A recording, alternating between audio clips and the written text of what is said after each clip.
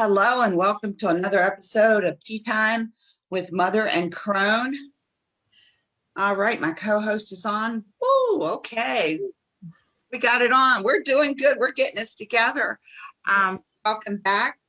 Melinda and I have a full show for you today. First, we're going to talk a little bit about our teas because that's what we start our show with is our cup of tea. So we have our cup. And I'm going to pour, and Melinda's going to talk about what it is I'm pouring. Yes. So by special request, shout out to Fluffy. He wanted peppermint tea today.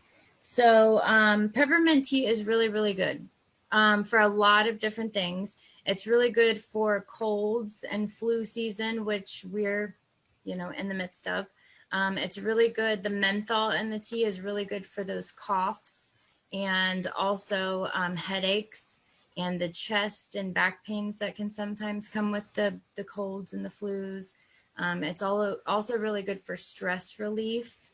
And yeah, it smells so good, right? And it's really good for sinuses also because the warmness helps with the sore throat. But it's also good with digestion too. So it's really good. Mint's been around for a gazillion years, and it's been used by all ancient persons. It's in all of the herbal books that you're going to read about peppermint and spearmint. Good for your stomach, good for, even for a headache, you can actually just take the leaf and run it across, especially with sinus headaches. Run it, your sinus channels here and here. Put a little bit on each one of them, and it can actually take down the swelling that you have a little bit under your eyes from your sinus congestion.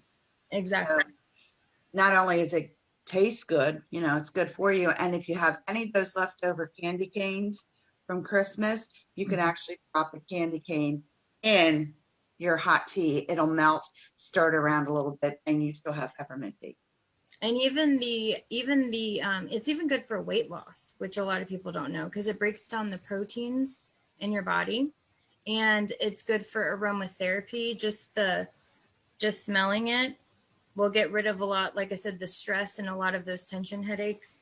But yeah, like you said, you can also get the I have my essential oils, and you can dilute it with your coconut oils or whatever oil you want to use and rub them on your temples. And there's some good magical properties, of course, as well. It's good for luck and abundance. And also wealth. And there's actually, you can use essential oil with warm water and a few drops of peppermint essential oil, or you can use peppermint tea and do a warm wash on your front door. And that brings in a lot of vibrations to bring in the wealth and abundance and luck.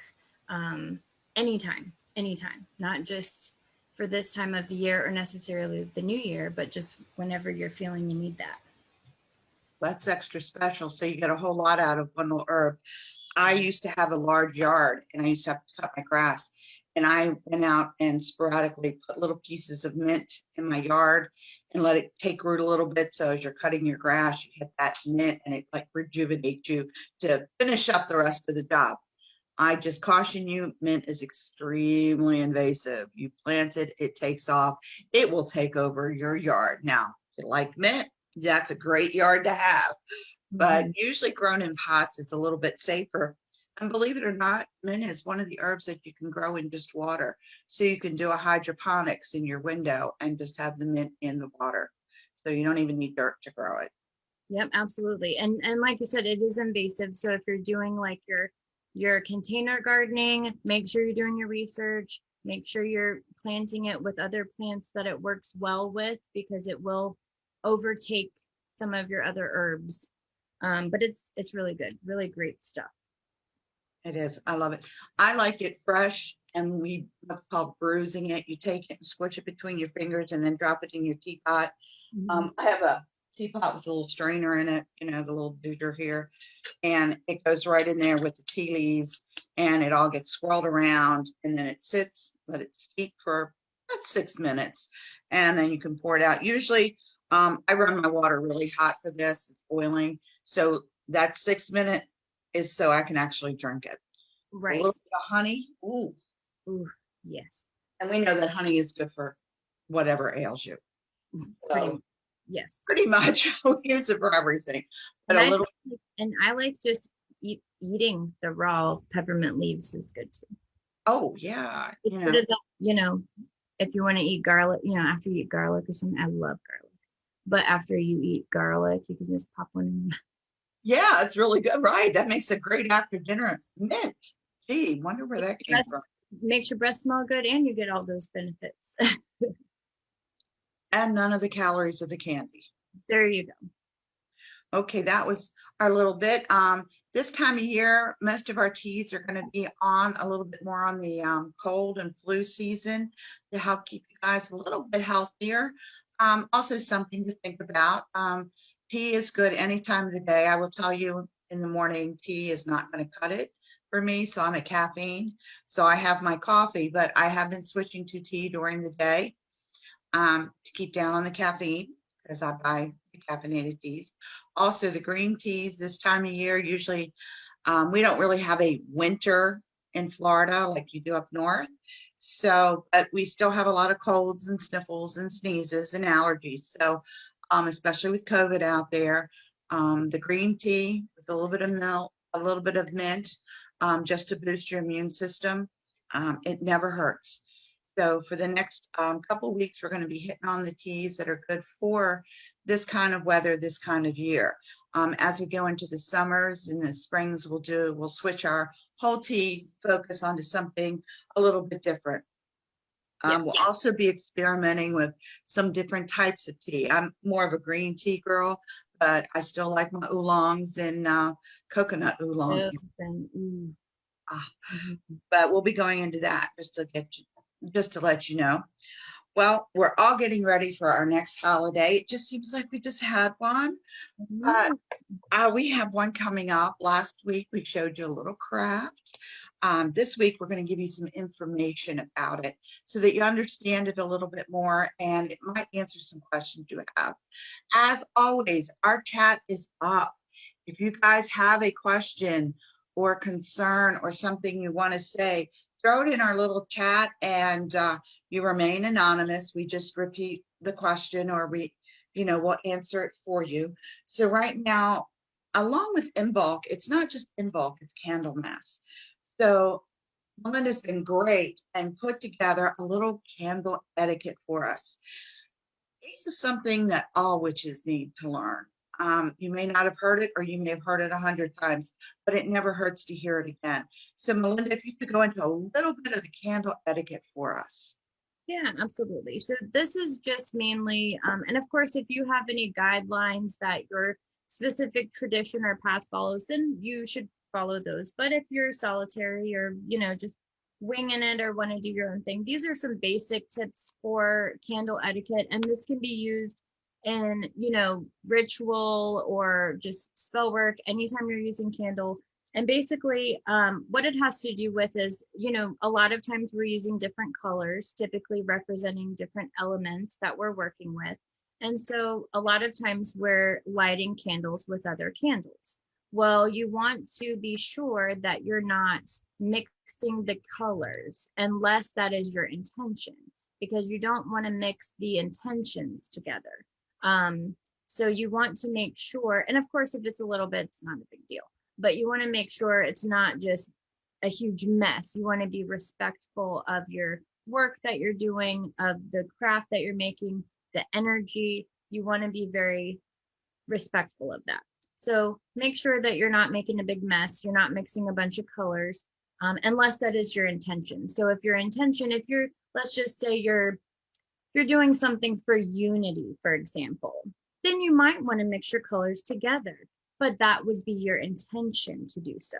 So if it's not your intention, try not to mix those together. Now, another one that you might have heard of is not blowing out the candles with your breath, because it can be deemed as disrespectful. And some people may have heard of it being disrespectful, but not necessarily why. So it's some say it's because you're defeating the element of fire with the element of air.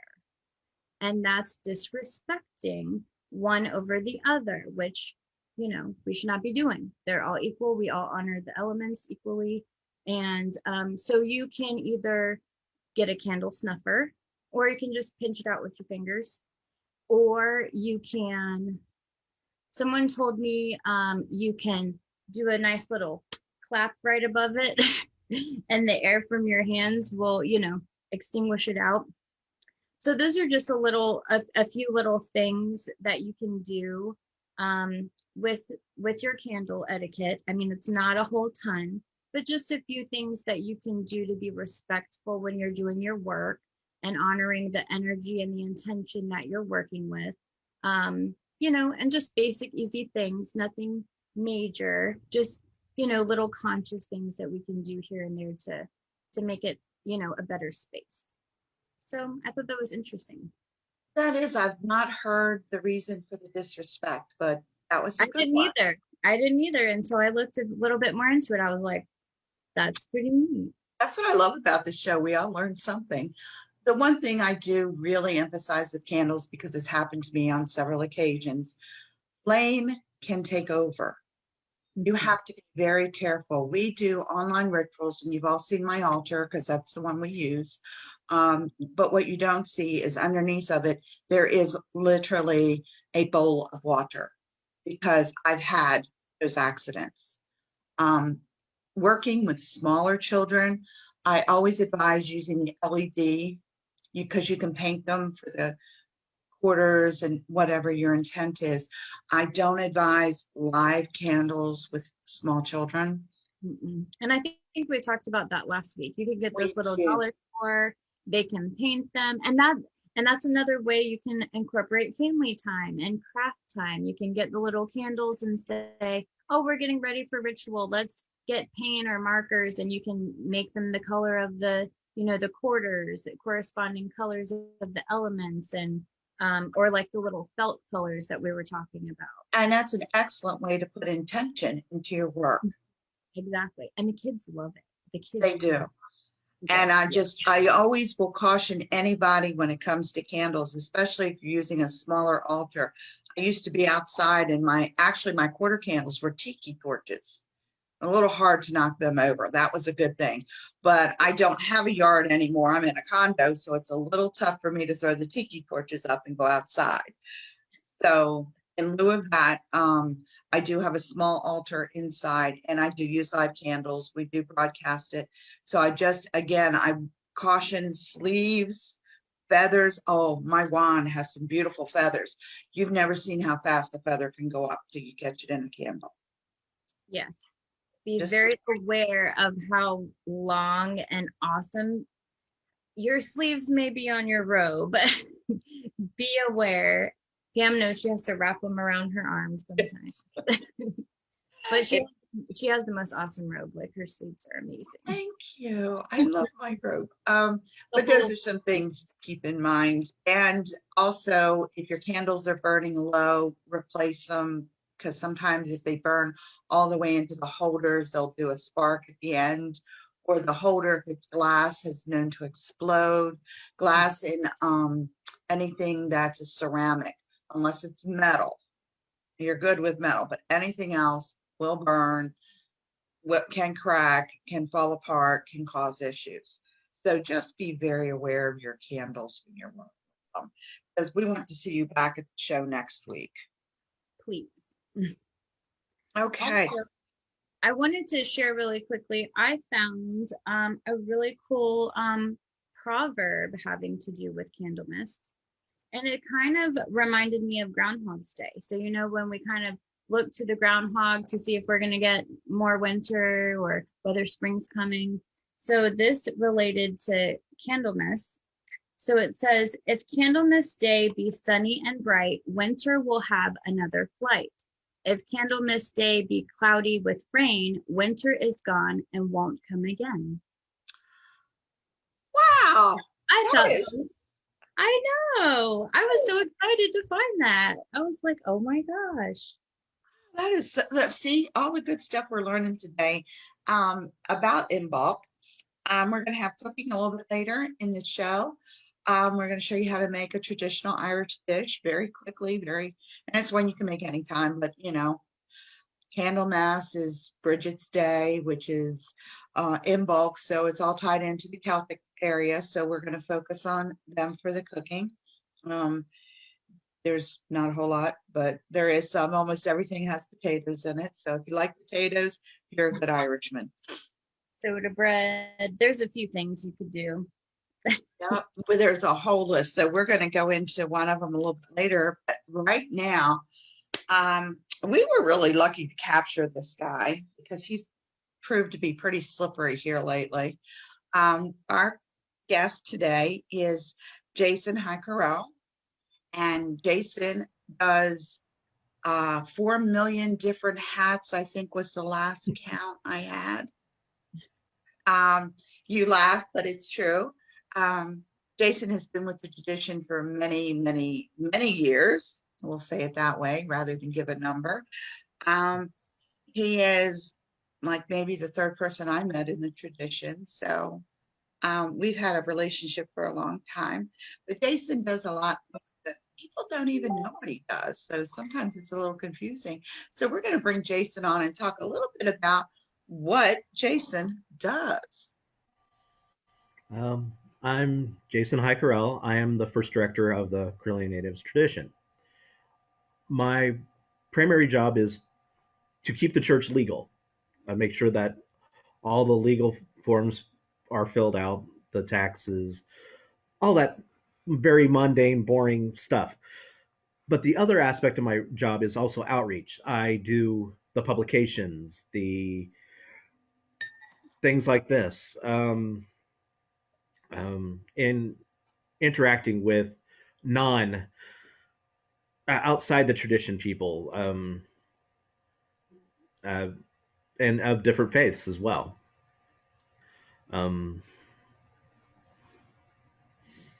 I've always had questions? a question. Jason handles all kinds of publication, including the tarot, don't you? Yes, Tarot of Hecate is Don's 100 card tarot deck. We are currently working on the expansion decks. We have them ready. We're just waiting on me to get the publications together so we can get them released. So you can get the 100 card tarot plus the expansion decks, which will have runes, numerology, astrology, and muses as the ones that we're working on right now. Oh, wow. That is going to be awesome. Yeah, I can't wait to add that to my collection. I know. But I mean, you can add them to that 100 card deck, or that you can just use them individually, especially the rune deck because it's got the individual, I'm going to say it wrong, Futark symbols on them. So you can just use them as a rune deck by itself, or you can incorporate it into your 100 card deck. That's and it will have.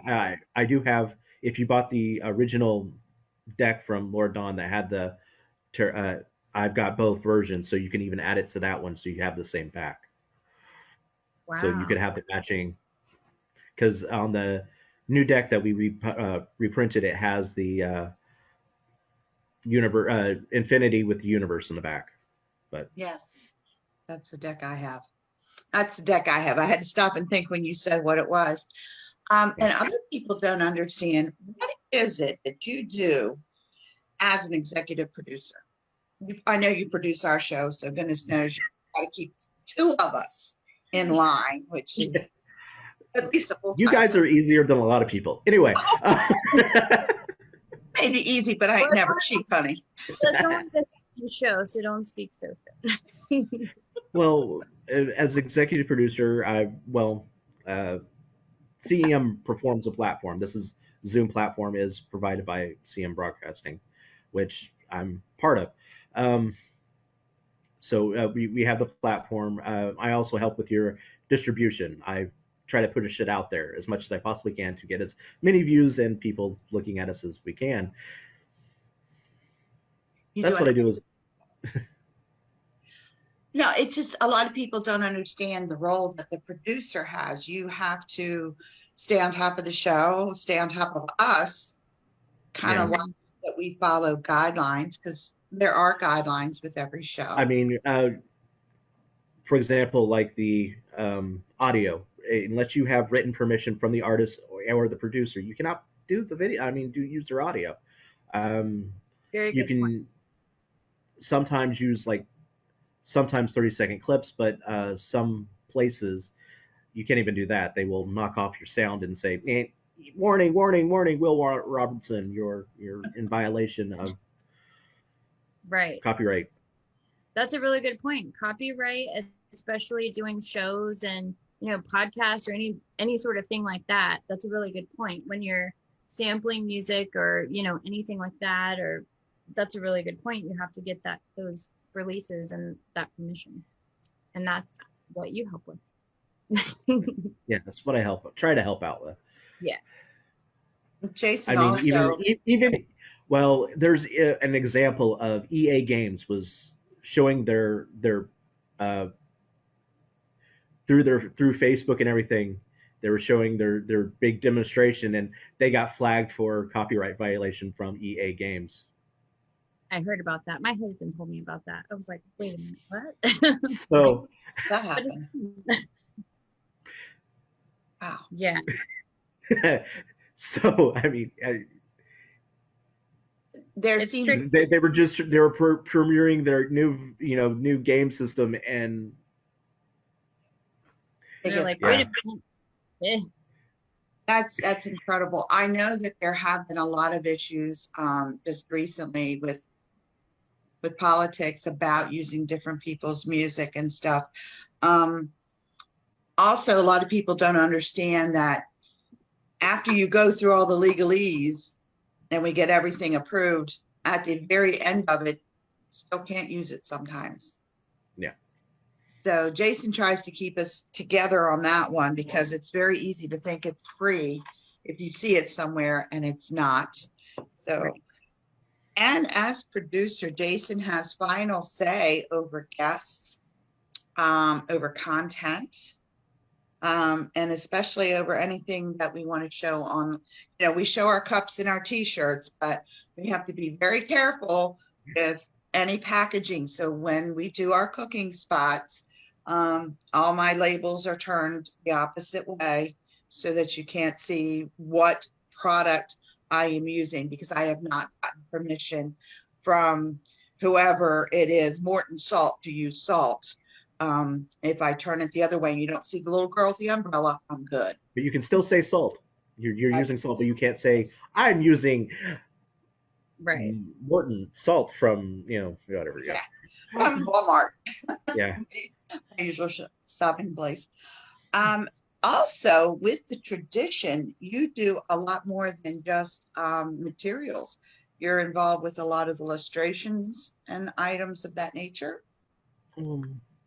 Yeah, illustration. Usually, I help out whatever I can. I mean, I'm one of the backstage people. I try to make sure everything keeps running.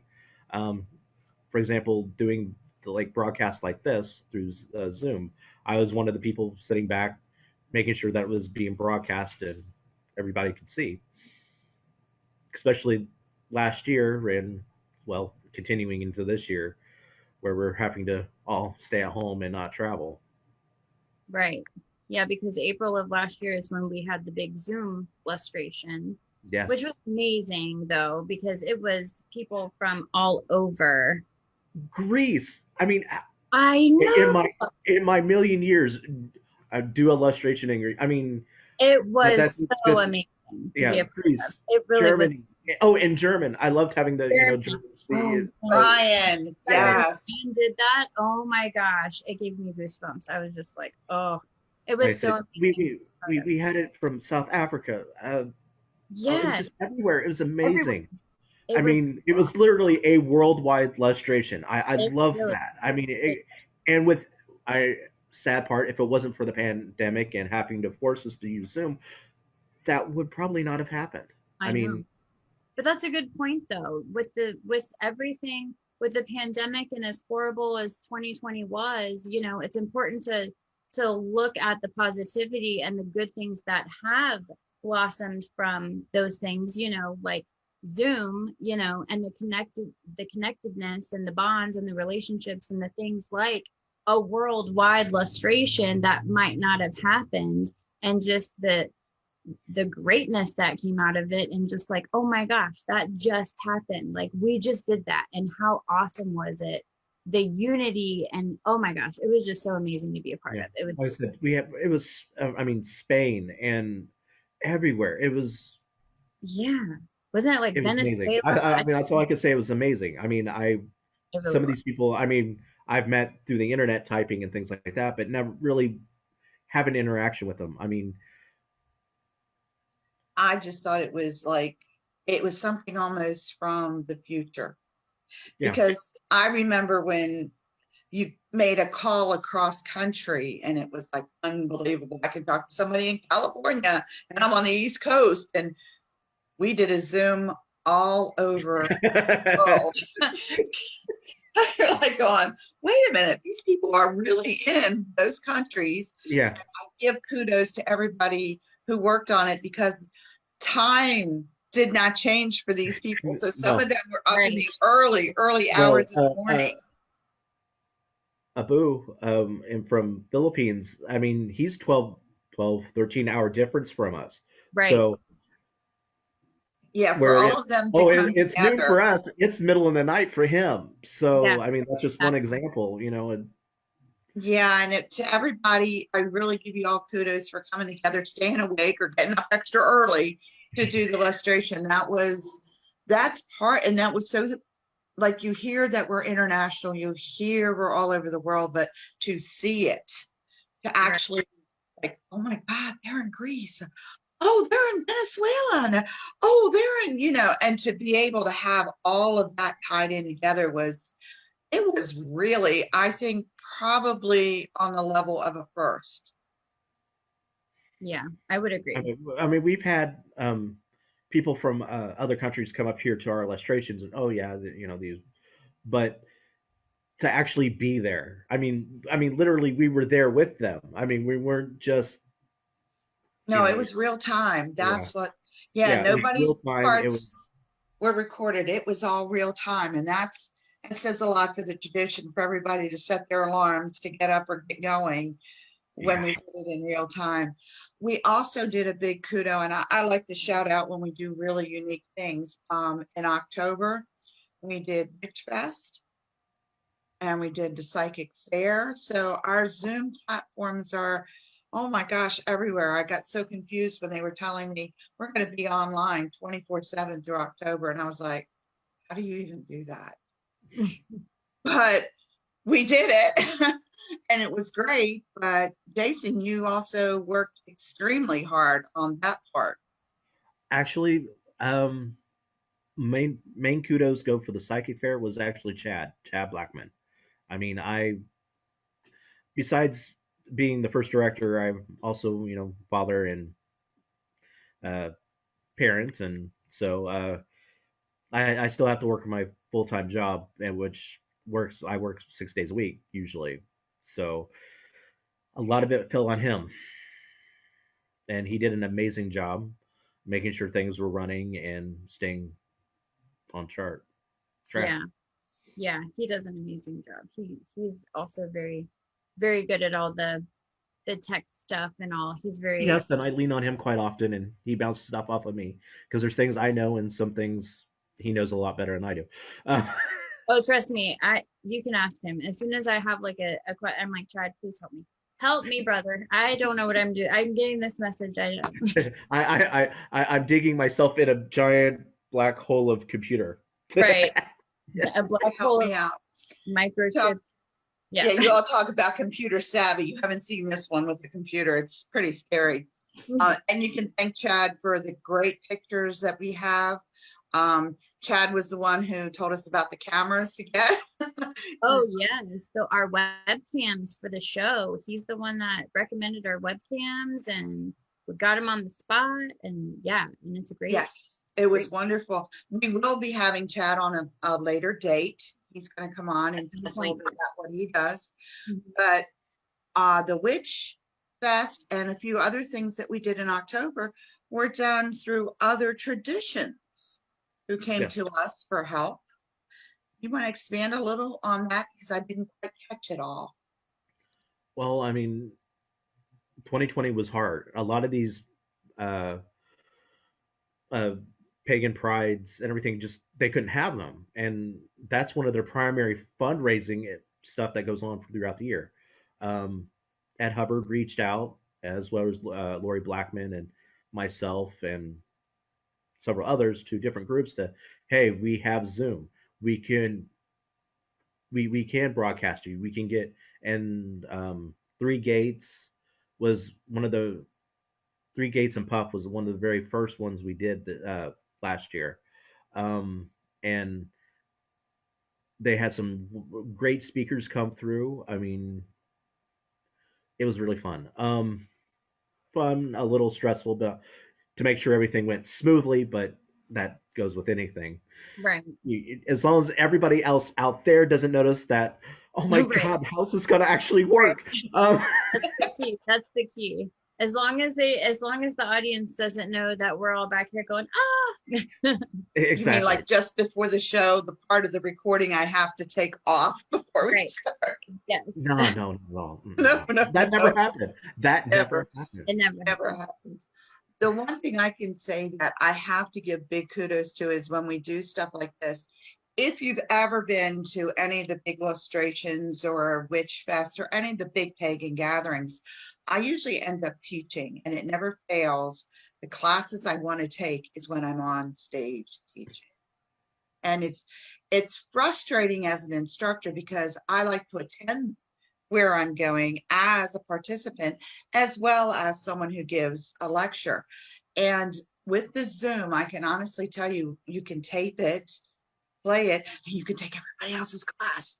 And it was like, that was the big thing for me. So I understand a lot of groups are going to do both, like from now on out, to give everybody that big option. A lot of them are going hybrid, which is a combination of this as well as having live classes, which now you bring it up into a whole other dynamic of how are we going to set up basically a sound stage in the middle of the woods. Mm. Berries. Berries and elves. There you Tinker go. gnomes. Tinker gnomes. Tinker gnomes. We're gonna have a lot of tinker gnomes. There we go. But I think that is fantastic because what I've known it because I've put on some of these wonderful things before. You always have last minute cancellations. You have things that happen just because we're human. And I have now with the hybrid, we're actually going to be able to tape it, send it, it'll be broadcast, but we can participate. Yeah. So instead of being stuck in a classroom. Well, I mean, basically, now we can broadcast it onto a screen, and no matter where you're at in the world. I mean, you could be also interact with, if you're broadcasting it, you could be in there actually interacting, answering questions instead of teaching and answering questions at the same time. I mean, yourself is teaching, but the other you is actually answering questions. Right. Yeah. Right. It's gone beyond like I don't know, when I was a kid, 1984, George Orwell, that was the big thing. And I'm sitting here, Mad Max was actually 2021. I gotta get the outfit yet, guys. Sorry, you'll see it soon. But I'm sitting here going like, there is no way in the world I would have guessed in my lifetime to be able to even just do a podcast and have it go out live, as well as saving it for recording. I know it's not real, it's a vault, but it's the cloud kind of thing where we can store all this now. So 20 years from now, you'll be able to pop back and look at some of the early, like we look at early vintage TV shows. Yeah. And really get, if you watch some of the older shows and the older movies, you'll understand. You see the strings. Oh. Yes, you can see the strings. You can see the rubber flapping on the monster. Godzilla is losing part of his costume, but it's really cool to be able to go back and watch some of the old movies, some of the old documentaries, because we lose stuff when it's done. And now we're going to have an archive of this. So 20 years from now, someone could be watching this show just to see what we said and what happened and And then learn we about look back and go, "Oh my God, we look so young." yeah. Oh, Well, and speak for yourselves, y'all. It's going to be but you interesting. in 20 years, you would definitely look younger than you are I than. would hope so, yes. But it's But you haven't just changed in 20 years, so you might look better than me. oh, you were so sweet. Yeah, we won't discuss that. I was less wrinkles then. But it is interesting when you start doing all of this to it's not just our tradition, it's all of these other traditions we're going to be able to actually intermingle with on Zoom and on the different platforms. So in a retrospect, pagans are not gathering pagans is like herding cats. It's it's And it's just incredible. three of us, and sometimes we're late. Yeah, well, it's just incredibly difficult because when you have different traditions coming together, it's like kind of different families, your extended families coming together. Yeah, we don't talk to that side. We don't talk to this side, it's kind of that. But I do see in retrospect, how do you see this affecting um, pagan as a whole, the pagan community as a whole? Do you see us coming Well, together? okay. When internet first came around, a lot of pagan traditions were, "Oh, we don't want to get in on the internet. We have to have brick and mortar. We have to just have our meetings." This time around, a lot of traditions are more open up to it. They're like, "Oh, we have this. We can do this. We can get," and now we're actually archiving our these traditions on how they do things. If they record their rituals, every tradition does rituals differently. I mean, we have some of the basic elements, but everyone has a different way of doing it. And me personally, that's really cool. I mean, Yeah. seeing how somebody else does it, because I'm uh, I'm Corellian. That is my path. I've been on it for too many years, sometimes. But and I'll be a Corellian the day I die and cross over. Um, but seeing how somebody else does it, we believe in incorporating. Oh, I like that idea. Seeing these, we can expand our knowledge of how things work and how, oh, that's why they do that. That's how it has Right. some Well, and it explanation also and helps. help us connect a little bit more, Right. because I said before, our similarities outweigh our differences. That's what I was just about to say. It's celebrating those differences, and it helps you when you can come to a place where you can do that. It helps you become more connected and less divided. Whenever I, you can I'm do that. I mean, I am a member of Coexist. I like the idea of celebrating our differences as well as our similarities, because, like I Yeah. said, our similarities far The outweigh the way. Yeah. dogma, the dogma of. I mean, we generally all believe in the Great Spirit, how whatever name you want to call it, a Exactly. goddess, God, Yeshua, You're whatever. right. So you see it as more bringing us pagans closer Yes, I believe so. and actually intermingling. I know that I was in I mean, Baltimore. you're going to have growing pains. I mean, Oh people. yeah. I mean, there are some that are not going to want to talk to each other, as you said, distant cousins. Oh, well, we don't Mhm. talk to that side. That we had a fight in 1822, and Yes. Back in the 6th century, our families were divided. Yeah. There's always been this big thing about pagans being like you can't get them together or they can't talk to each other. And right. you hear this through the pagan community. I've been in the pagan community for just over 50 years and I've heard all of it. Oh yeah. I I mean, have noticed that since we're doing these kinds of things, because our tradition has at least one podcast a day from yeah. somebody somewhere doing something. Yeah. I can't keep up with them. I truly can't.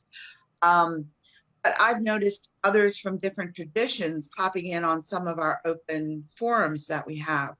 And it's kind of neat because I'm the biggest collector of useless information there ever is. So when someone comes up with, oh, well, we do this, and I'm like, oh, wait a minute, let me write that down. So I sit Correllian Casual Friday. This is my notebook. You will see notes Oh from God. when I talked with Mason. Mason explained a few things I didn't know. So I actually take notes on occasion because it's where am I ever going to get that information again? Right. And I've noticed that a lot of those outside of our tradition, non-Correllians are popping on and very freely explaining and taking our questions and freely asking us questions that we answer Oh, back. or before we can hop on, they're answering questions from our students and or find and yeah, that's how I'd explain it. I don't have to answer it. Cool. Yeah, I see us coming closer as a Yeah, I see it. community. I see this bringing us closer. I really do. Yeah. I And I think it's think the really, Pagan World project will, Oh yes, the directory that Sir Ed is working on. It yes. which that is box that's amazing. revisited. I wrote about it in my last uh, article. Yes. I don't remember That what I will wrote, be but coming out February 1st for the February edition. It'll be out. because that's an amazing project. I mean, once Witchbox went down, we need it. We really do. We really need to be out there. Hey, we're having this meeting or group. I've I have a temple. It's called Pure Sanctuary. Pure stands for Pagans United for Religious Education. When Pure Sanctuary was founded, we had a shaman, we had a druid, we had spiritualist, some spiritualist druids and Krillians that met together on regularly, and the druid would go, oh, I'm going to do the Umbulk ritual coming up. Okay, and they would give us parts, and we would participate, and we would do a druid in bulk ritual, which is really cool. Uh, That's cool. uh, the Native American influenced. I'm going to do this ritual. Okay, cool. And we did a Native American style ritual. I mean, it was just It's fascinating when you start yes. seeing all that come Um, together. Now, I know we have our brother and sister infighting with our groups, but I think as a whole, Witchbox kind of united us for a long time. oh yeah, It was a safe haven for us to advertise, put our groups out there. I know I was in Baltimore at the time and I used Witchbox almost exclusively for everything because it was great. It was right there. Um, so Ed is doing a new type of Witchbox. He's also, I had a discussion with him the other day about the vault. You know, I remember film being in canisters, and you put them on the shelf. Um, so in my mind, all the shows are little cassettes that are stacked up. But yeah. he is talking about actually gathering information from everywhere and just kind of vaulting it so that we have a shared experience if anybody wants to go in and look at it. So that's an earth-shattering thing. You think of it as a time capsule almost. He's going to be capturing our pagan lives in 2020. That's How did the pandemic affect paganism? It seems it treated us really good because we are now in America. I believe the article said we beat out the Presbyterians in numbers now. Mhm. I Yeah. think veganism is trending for 2020. Well, a lot of the brick Some and good. mortar, right? They have a lot of outreach spirituality. Mhm. Paganism has a lot of internal spirituality Yes, where we do a lot of introspect into ourselves and how to make better ourselves. I mean, exactly. a lot of that does come out into outreach. We're helping out in food banks and cleaning up beaches and roadside cleaning. yeah.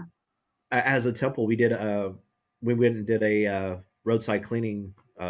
Well, before the pandemic, but we got together with a group of people and we did cleaning off the side of the road with trash, and that was really nice. I mean, and also kind of sad too to see all that litter and mess, but uh, how how Are how careless. much damage we actually do to Mother Earth.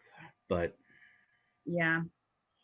With our numbers growing and not dwindling, other religions now, more mainstream, have seen their numbers fall off dramatically, especially with the pandemic, because you can't go to your services like you normally would. And although some of them, like the Catholic Church, has always had Mass on TV, through Vatican TV, I've noticed that it's a lot of the smaller churches are not taking advantage of this, hence they're having issues with, how large their congregation is dwindling down to.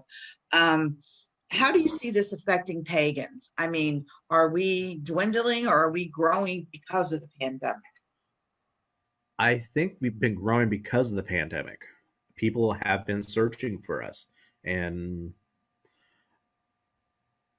we've been here. We've been on this. I mean, not just us Corellians, but as other pagan groups have been online. ATC. I mean, Yeah. I They're mean, they've they're been out there. broadcasting and Oh yeah. yeah. They're great. Care They're Bear out. Cousins. Shout out to Yeah. the ATC. Care Bear Cousins. Um, I love Dusty and Bella. Anyway, they're great teachers, as but Now all I can but is now all thank you, Jason. Now all I can think is Care Bear stare. Thanks a lot.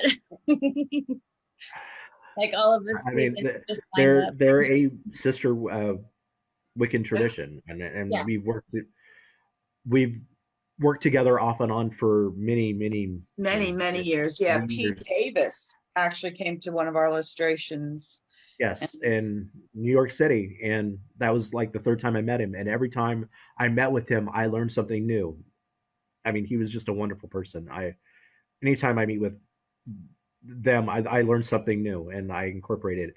Um, he See, was, and I think that's what it's all about. Is like just having I think that's what a lot of the change has brought about, is just having it's brought about the opportunity to meet new people on these platforms and build those relationships and bond, and like, oh my gosh, this person is so amazing, I have this connection, or oh my gosh, I could listen to them talk for hours and they're just so knowledgeable, and just make that Mhm. connection, and just you wouldn't otherwise have that, if you necessarily can't go to illustration or pagan pride, or travel, because I have kids and jobs and can't always I've never been to illustration, other than I've been with the tradition for 5 years, but other than a regional one, and the one we did last year, which I was here physically locally, but we also did Zoom. I have not been able to travel up north to Danville or New York or anything like that. So being able to do it on Zoom, and then now doing like different chats or psychic fairs or workshops or things like that, you're able to meet new people of other paths and traditions and build those relationships and connections and bonds. And that's what I think is really cool about all this. So I think it's a really awesome thing. The I mean, pandemic seems to have taken us to another level. yeah. I mean, I've been at several festivals where Silver Ravenwolf. I've read her stuff for years. Never really got a chance to meet her. Through this pandemic, I was actually able to actually have a class with her. Usually, if I'm at a same festival with her, I'm usually working, which means I can't go take that class, even though I've wanted to meet her for so long, and I actually got to actually have a class with her. Yes, I'll admit it. I was starstruck and going hey hey, hey. But anyway, I had the same experience with Lady Angela, and I started a book club, Keeping Her Keys, which is Modern Hecate Witchcraft, I believe is what it's called, by Cynthia Brannon. And Mhm. she did a Zoom thing, a group. Well, it was another group of people, but she was the guest.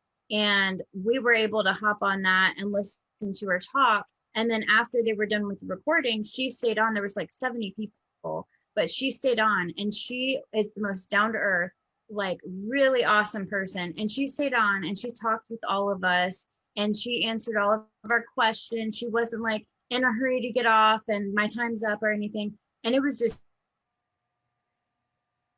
so amazing because her book really, really spoke to me. And I mean, it was just amazing. I had that same starstruck feeling, and I was like, oh my gosh, I'm like really talking to her. And she's like amazing. It was really cool. It was really cool. I got that with Oberon. Oberon I was Zell. Now you have to remember, I go back quite a number of years. And I've known him, you know of him. Oh my God, I've yeah, got all of his books. I was a gray wizard. I'm history buff, so I'm a gray wizard. That tells you how much yeah. I know about it. And to actually be able to have a conversation, I was like, holy cow, this is really Well, him. And he's talking to me, you know. well, first time I met Oberon was at the Pagan Leadership Conference we had in Hoopston. It was Oberon, um, Isaac Bonowitz, Phaedra, and Abby Willaroo. Oh my gosh. Very, very, yes, it was amazing. But that was the first time I've actually got to meet Oberon, and he is a very unique individual and very funny, very, very funny. But Uh, in your mind, you have them up oh, you here. have them on a pedestal, and when you actually get to meet them, and they're making fart jokes, it's just brings them a little bit down to earth. But anyway, I digress. It's I see that Oberon is working with Ed, which made my heart go pitter patter. But I see that we are working with so many traditions now, doing Yes. so many things. I want to give a shout out to some of the things that are happening. We are doing Pagan World, which he got funded, overfunded. I just Mhm. saw the little tag on that, so that was nice. We got the funding we needed. But he is offering so many different workshops and things for anybody to come on and do. Anybody can learn. Oh, a certain someone I know is doing rituals, teaching them. Oh, would that be you, Pam? Oh yes, I believe Hey, so. maybe. Yeah, rituals for a year. Tim is doing life of a medium for a year. For a year, yeah. Lord Donna is having basically a how to teach the first degree class, which is kind of cool. I will be helping him out with that. Um, Oberon's doing I'm not, something. yeah, something. I'm sorry, I don't know off the top of my head. It's all brand new. It's all Yeah, coming to fruition next month. And Mary Hawk is doing the Zoom, the ritual with you, right? yes, Mary that's Hawk is, yes, she'll be working with me um, as we teach rituals so people can understand it. Our first one is in bulk, and it will be held on in bulk February 2nd at 9 p.m. We'll be running little promos and stuff prior to that. Um, it was so much he's offering coming up in February that it's kind of like a snowball. yeah. It just seems like as we get one thing going, another thing's coming on. As this moves on, I know that we hit 7 platforms. You have to excuse me. My technical knowledge consists of plugging it Uh, in and hitting a right button. now, we're being broadcast on Facebook and YouTube. So So, but that is keeping us in the mix with everybody else. As with these platforms go on, do you see a lot of, I don't know, I guess cataloging going on so that people can almost, like a giant like jukebox where you just go in and pick the song you want to hear? Do you see it being cataloged along that lines where you can just go over and pick, I want that lesson and punch it? Um, I think it already has things to Google. I mean, really, I mean, they, I tease a lot saying, doctor or professor Google. I need to go ask him because they'll bring up symptoms if you're, but usually you're always dead. But anyway, that's a whole Yeah. other story. Yeah, don't look at it. I have a slight cough. It could be this. Oh, or you're dying. You're Anyway, dying. They cover their bases. yeah, they cover your bases. Same thing with medicine. Usually, if you've seen any of those wonderful commercials, you might have spontaneous gambling.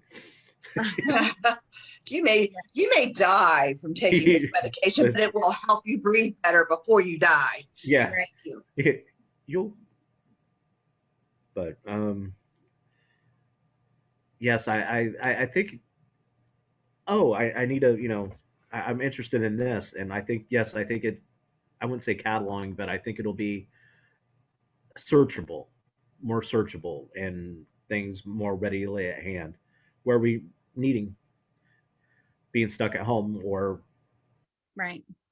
because I really don't see this. I mean, the vaccine is out, but I don't really see because there are several people that cannot take the vaccine. I Yeah. think Pam is one of them. Yep. So I really don't see it. I mean, Illinois Yeah, well, last I don't see Wednesday it had coming anytime soon. no last Wednesday, Illinois hit its top peak that it has had in the last over a year. I mean, we had our highest number yet. So Well, I Pam and I are don't. in Florida, so that's all we have to say about that. Yeah, Lots of cheap property coming up in the next few years. I doubt to be cheaper, but anyway. But it'll be lots of properties. Possibly, yeah. So this whole pandemic actually made us move ahead probably quicker than we had anticipated.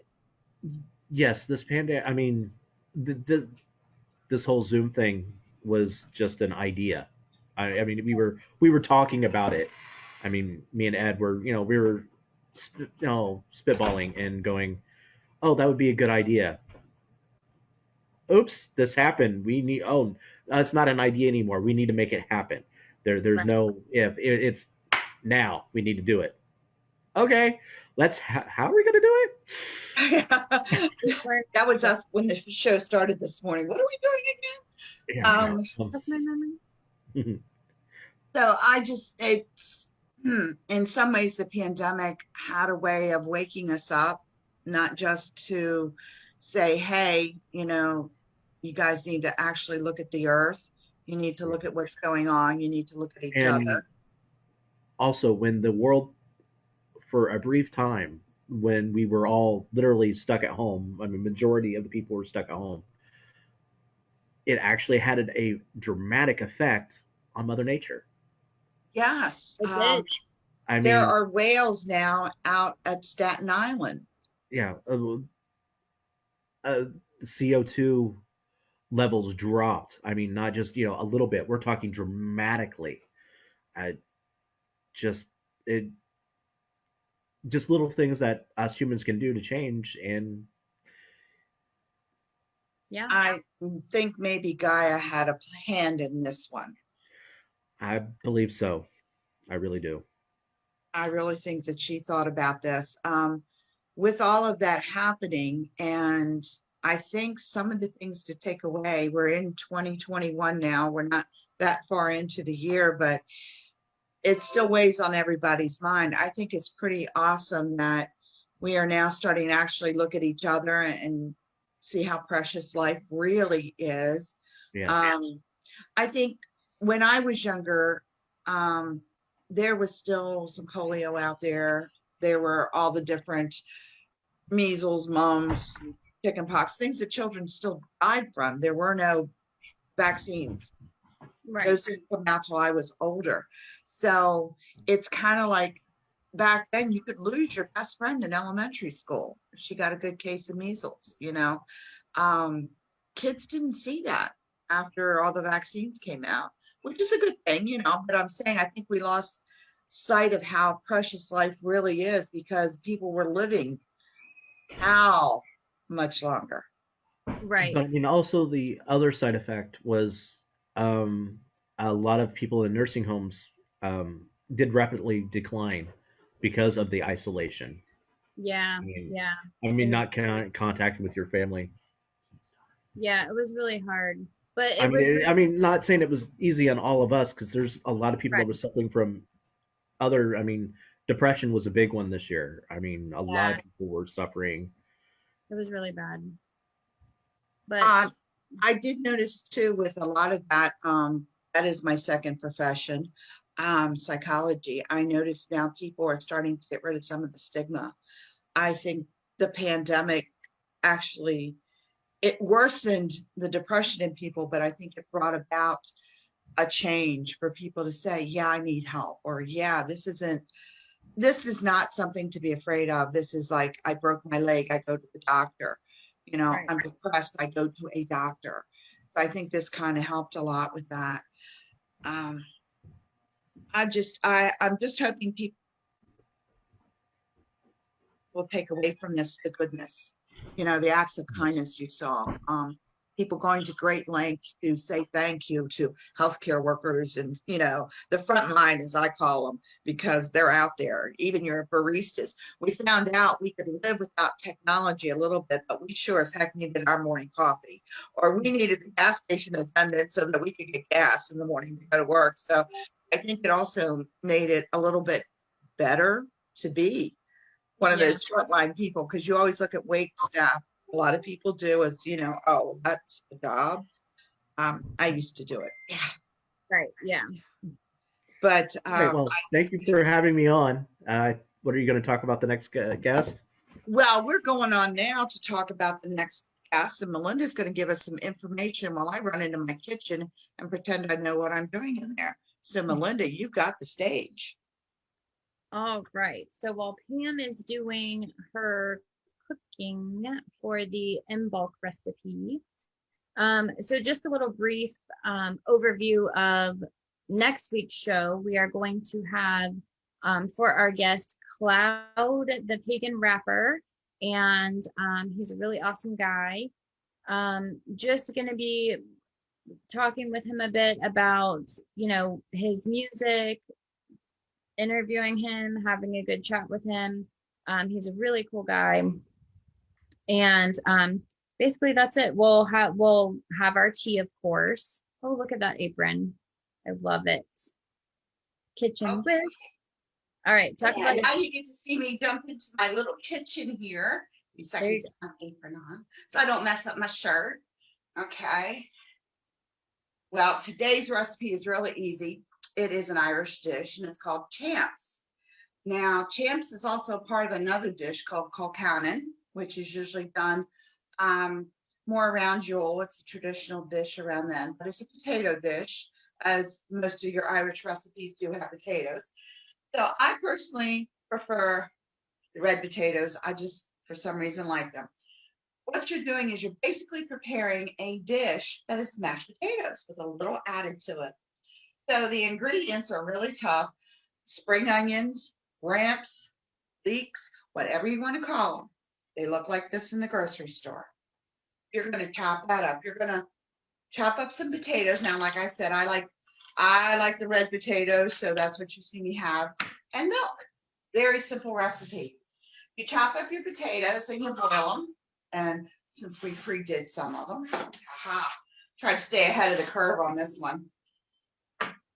However many potatoes you usually need. It's usually 6 to 8 good sized potatoes. Now, if you're using the little red ones, of course, it's going to be double that or more. Then you want to take 6 to 8, boil them good, get them all good and soft. You're going to take about a half a cup of milk and about a half a cup of one of these chopped up. Use the green all the way through. So you only need really 1 or 2 of these to do it with. You're going to heat that up. Your potatoes are done. You're going to add your heated up milk and your spring onions, and you're going to mash it. And it's a very simple mash. If I can find my masher, I have an old-fashioned masher. And you're just going to mash those potatoes up, and that's it. Just mix it with the milk. Once you get it all mashed up really good, and it's nice and hot, mine's a little cold because we made a little bit before the show. So we're going to mash it up. Now, you can either trim the skins off or leave them on.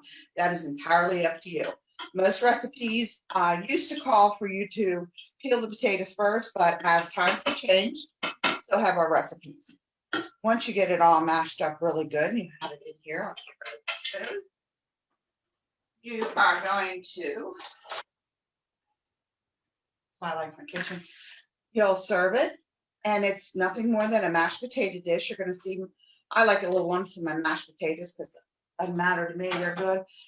You're going to add a little bit of butter because you want to get a little consistency, and the butter just adds to the flavor. So when you serve your champs, it's a mashed potato dish. Since I leave my skins on, mine's more colorful. And you put a hunk of butter on that, and you're good to go.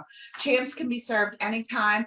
It makes it a different dish. If you make mashed potatoes a lot for your family and you really don't want to make gravy that night, or you just want to do a little something different, turn it into champs. The spring onions give the potatoes a really nice flavor because it's not a regular onion. Only use the ramps, spring onions, or leeks. And you've got a great dish. And it is a filling dish. Now, if you want to make it a cold cannon, boil your cabbage, mix your cabbage in with it, and then you've got cold cannon. Very simple, just to get you started. And Melinda, I'm going to send it back to you so that we can talk about what else we got coming up next week in the show. So can you take it away? Alrighty. So again, we're just next week we're going to be talking with Cloud. Now, one thing I did want to go over, because I don't think we might touch on Imbolc a little bit more next week, but I think we're mostly wrapping it up today. There was a couple ideas that I wanted to go over for Imbolc that I did not touch on earlier, so I wanted to cover those real quick. So if you don't have time for, you know, big to-dos, I know last week we talked a little bit about the busy witch, you know, you don't have a lot of time for yourself. I know I'm super guilty of that. I need to be better about making the time. But some things that you can do, you know, Imbolc is, like we discussed last week, it's about rebirth, renewal, that sort of, you know, renewing of spring. Spring is coming, the halfway point. So there's a couple things that you can do that are very simple that you can honor Imbolc and kind of get in the spirit. And a couple of those are, you can do a renewal ritual. One of the really cool things that I read when I was sort of poking around, a lot of us don't remember like the first time we read our first Wicca book or witchcraft book. We don't remember like when that was, what date that, you know, it all runs together. I know for me, I was like 12 or 13, you know. But you can also use Imbolc as a time to sort of renew your path, honoring the time that you found yourself on the path, honoring that time that you made the realization that, yeah, this is who I am. This is me. This is my path. This works for me. This is who I am. And I thought that was really interesting. I was like, wow, that's really, you know, that renewal, that rebirth. But a couple of things that you can do if you want to be even more simple than something like a ritual, cleaning. Cleaning is a good way to clear energy, declutter, you know, spring cleaning. That's a really good way. Also planting seeds for gardens. Now, we're in Florida, but there's a lot of places that are still way too cold to be planting anything right now. Snowing and all sorts of stuff, but you can still start planting inside, or you can start prepping things for, you know, your gardens or your pots or containers. A couple other things you can do that I thought was interesting, that was listed for in bulk, is to do something positive but out of character. So doing something positive but something that you might not normally do. And then another thing was to thank a deserving stranger. So, you know, just doing something nice for someone that you don't know for no reason, because it makes you feel good to do something nice for people. So I thought that was really cool. I just wanted to touch on those really quick because I thought those were good to talk about. But next week we will have Cloud. And did you want to say anything about those? Touch on those? The great thing about in bulk is what you were bringing up about, doing the nice things, moving stuff ahead. This is a great way to teach our kids. Yes. So this is something, acts of kindness that are never rewarded, but are they're rewarded in themselves. Taking our kids out and doing something with them, sandwiches for the homeless, blankets for the homeless, just something to give back to the community. No matter how small it is, you always have somebody in need in the community. So this is a great way, working at a food bank or going around and collecting cans for the food bank. I know February is usually when the Boy Scouts actually collect food for food banks. So if you want to do something nice, you could do a little shopping, take it to your local troop or pack and hand it to them, and they'll take it to the local food bank. So that's kind of a nice thing to do for your community, in your community.